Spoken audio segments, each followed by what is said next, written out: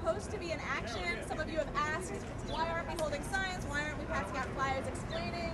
We don't want to do an action right now. All we want to do is meet in a Jewish community space and celebrate Shavuot, which is the Jewish holiday of study, and talk about boycott, divestment, and sanctions from Israel, which is one of the most controversial and really one of the most important issues facing the Jewish community today, and facing any communities that care about what happens in Israel and Palestine, whether you support it or oppose it. Go and Learn is a national project to try to bring conversations about boycott, divestment, and sanctions, the Palestinian nonviolent movement for equality and justice, into Jewish spaces. And in a lot of ways, Jews in mainstream communities don't have an opportunity to have really honest discussion about it because this discussion is so repressed and feared. So we really wanted to have an open conversation in a place that would make Jewish people and their allies feel comfortable. And we thought that having that in a Jewish community space with a history in the New York Jewish community was important.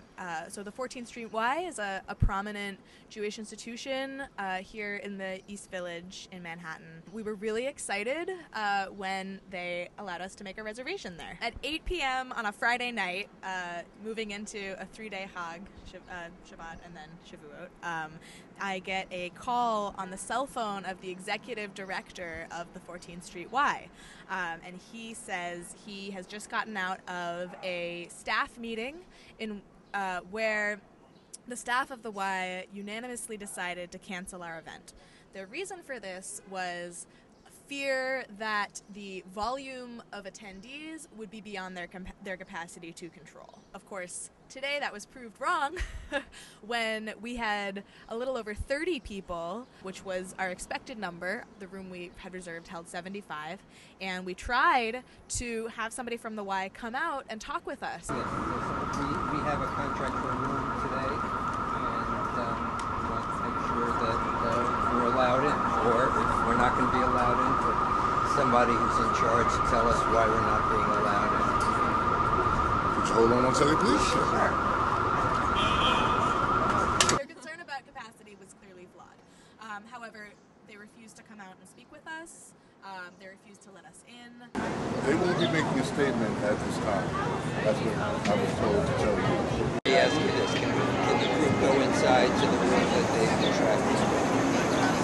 I'm sorry, I don't think that's going to be possible. Unless they tell me that I'm responsible for security here. Well, if we try and walk in there to go to our meeting, will you stop us? We're here for that. Okay. This really isn't the way I want our Jewish communities to be operating. I think it's great when a bunch of young Jews want to organize a discussion about something that's important in their community.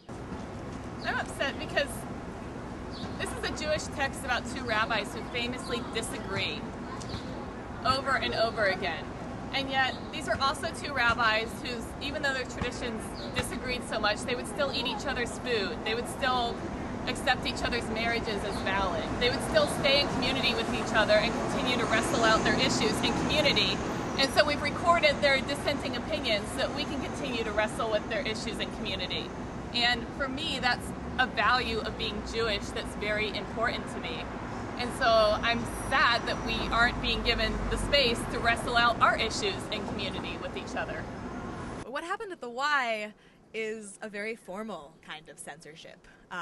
We had signed a contract to have this event. There was no vetting of what the content of our event would be in the process. However, they felt it was necessary to break their contract with us because they were that frightened of us sitting around in a room and talking and eating blintzes and giving any legitimacy to Palestinian-led movements. This is real censorship. This is saying you may not talk about that in this space, no matter what, under any conditions. Even though we were still able to have the event, it was in a park. We started an hour late because of all the delays we had at the Y. It was noisy and hard to hear people. People were uncomfortable. We didn't really get to do the event that we planned. And I was really encouraged and delighted to see that people are so enthusiastic about this that not only were they willing to relocate to a park for a shortened, condensed version, but they also kept telling us that they want us to hold this event somewhere else so we can do the full one, so we can have another 2-hour conversation about BDS and continue to go into these ideas we only got to brought up. So I'm really excited about that. I'm hoping some other Jewish institution will want to host that conversation, because obviously there's a real hunger and desire for it. I think today we had people who were unsure of how they felt, and we had people who were very sure, and we had people who were against, but we were all able to come together and have a discussion about it, and that was the whole point.